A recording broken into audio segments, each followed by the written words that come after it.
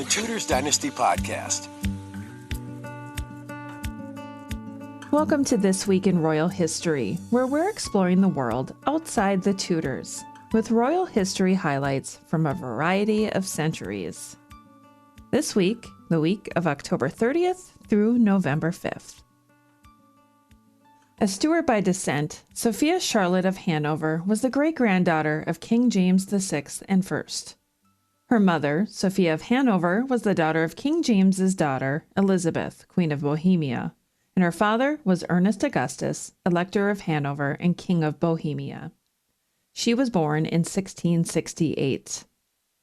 At her birth, Sophia Charlotte was the younger sister of the future King George I of Britain. When Sophia was about 16 years old, she wed Frederick Hohenzollern, heir to the electoral Babenberg and Duchy of Prussia.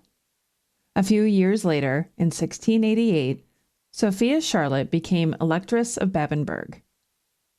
When it became a kingdom years later, Sophia became Queen of Prussia. The couple's love for one another was not one for the fairy tales.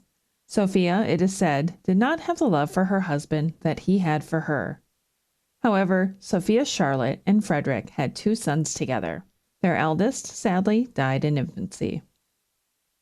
In 1695, Sophia Charlotte received her estates and had a summer residence built to her liking.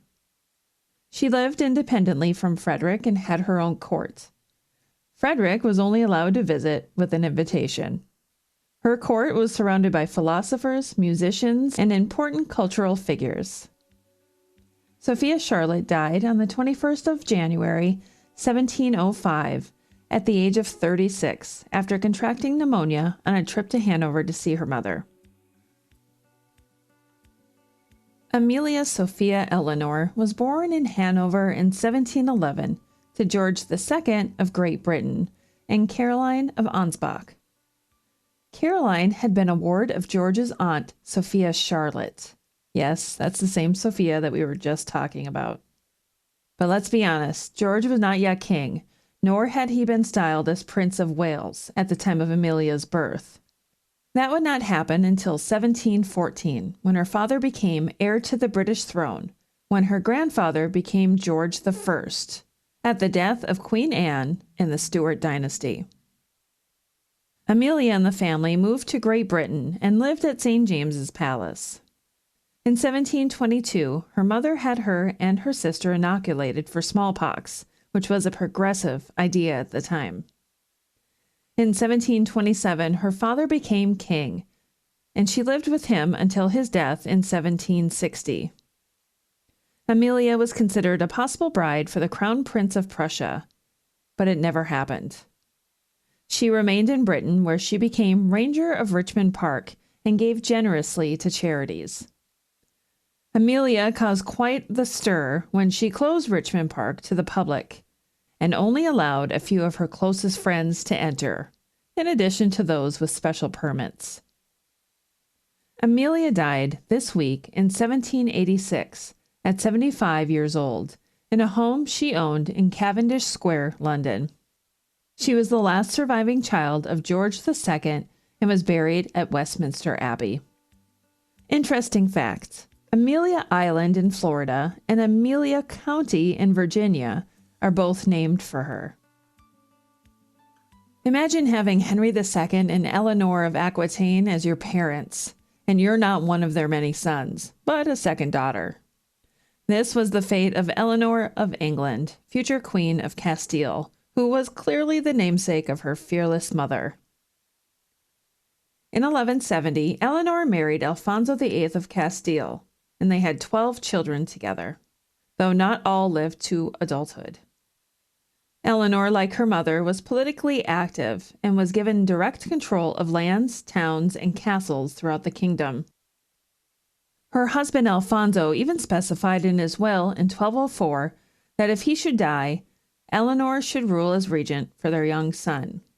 Well, Alfonso did die in 1214, and Eleanor was so devastated by his death that she died only 26 days later. That happened this week in 1214. Interesting fact, all their children to survive to adulthood became royalty. Their son was King of Castile, and their daughters were Queens of Castile, Portugal, and Aragon.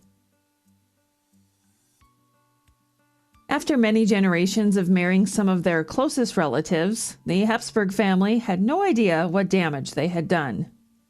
Until we look at Charles II of Spain, also known as the Bewitched.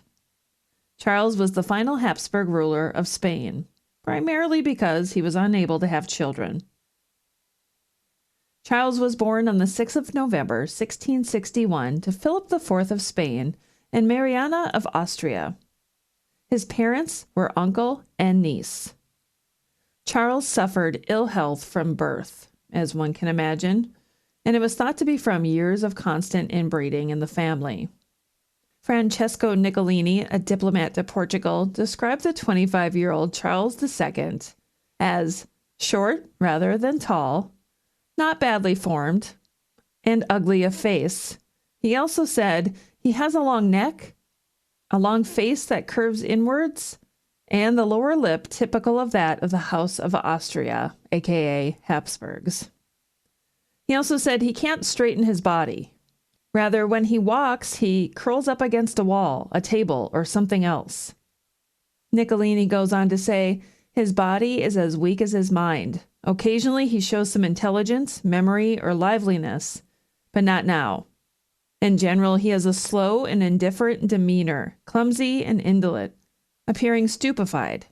One can do what they like with him, and he lacks his own will. That's quite the glowing reference, isn't it?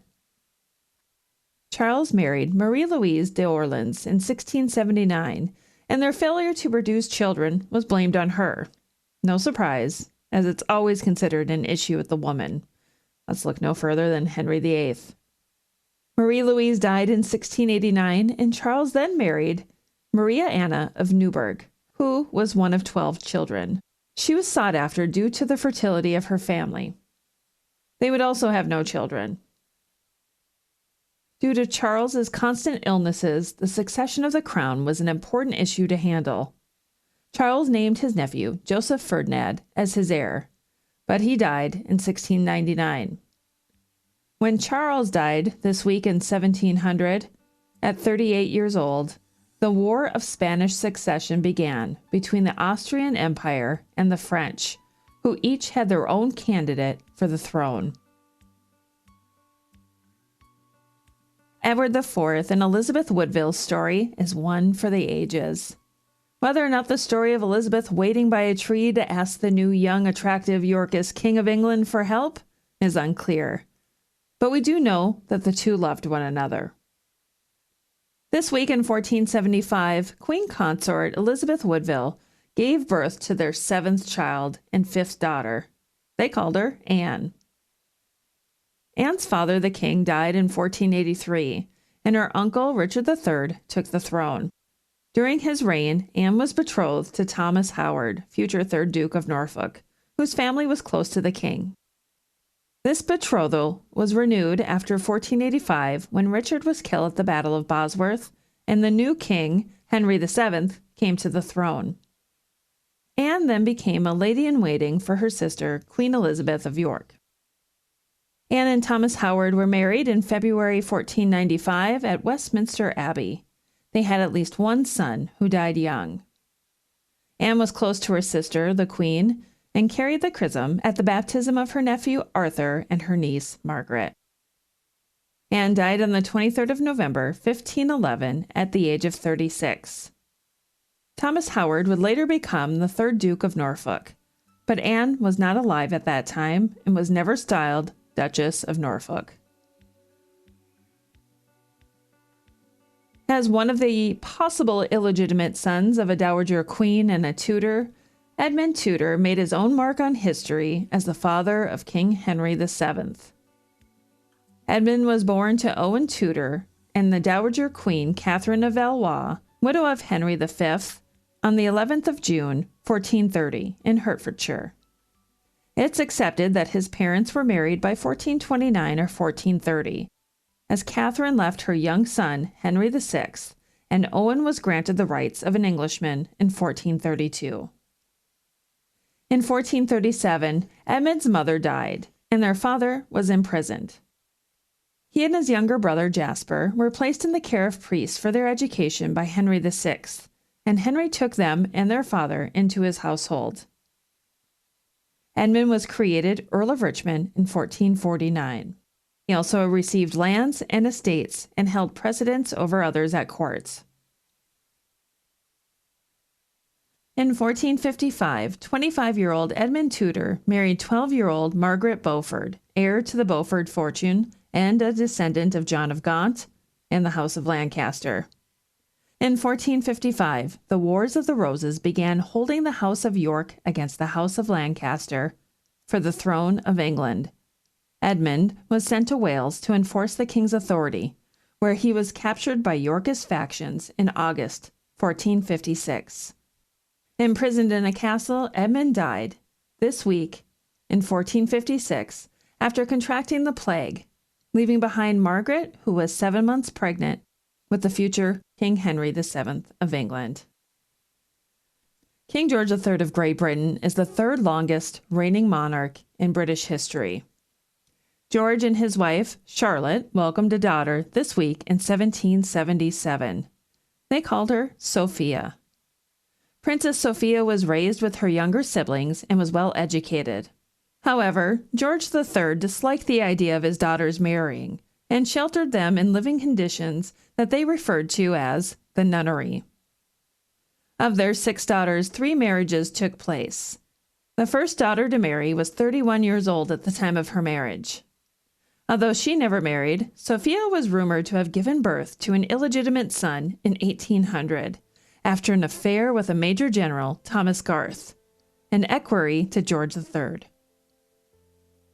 She remained a companion of her mother's until 1818 when Charlotte died.